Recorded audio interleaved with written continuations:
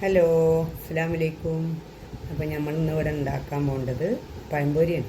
എല്ലാവർക്കും അറിയേണ്ട തന്നെയാണ്. 3 പഴം എടുത്തിട്ടുണ്ടത്. 3 പഴത്തിനെ ഞാൻ ഓരോരോ പഴത്തിന് 6 ഈച്ച പീസാക്കിയിരുന്നു. അപ്പോൾ അങ്ങനെ 6 6 12 18 പീസാണ്. അതിക്ക് വേണ്ട സാധനമാണ്. 1 ഗ്ലാസ് മൈദപ്പൊടിയാണിത്.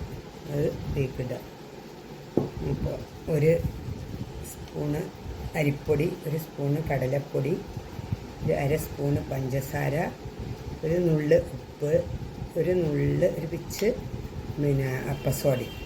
അതെല്ലാം ഇതിലിട്ടിട്ട് നമുക്ക് നേരെ ഒരു ചുടുവെള്ളം എടുത്തിട്ട് അതിലുണ്ട് കൊടുക്കുക. നേരെ ചുടുവെള്ളമാണിത്. അപ്പോൾ അത് ഒന്ന് ഇതിലുണ്ട് കളിക്കുക. പാകത്തിന്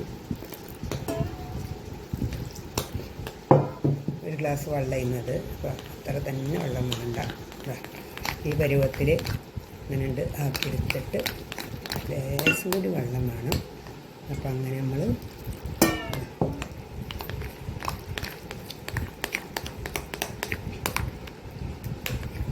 ഇങ്ങനെ കിട്ടുന്ന പരുവാണ് വേണ്ടിയത്. ഇത് മതി.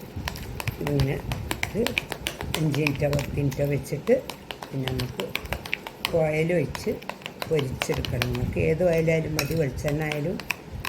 നമ്മുടെ സൺഫ്ലവർ ഓയിലാണ് എടുക്കേണ്ടത്. അപ്പോൾ ഇതിങ്ങനെ കട്ടല്ലാതെ ഉടച്ചെടുക്കാം നമുക്ക്. ഓക്കെ. അപ്പം നമ്മളെ ചട്ടിയൊക്കെ ചൂടായി വന്നിട്ടുണ്ട്. എണ്ണ ഒഴിച്ച് ഇങ്ങനെ ഓരോന്ന് കോരിയിടുക. അപ്പം നമ്മൾ ഇതൊക്കെ എല്ലാം പൊരിച്ച് എടുക്കണം. ഓക്കെ.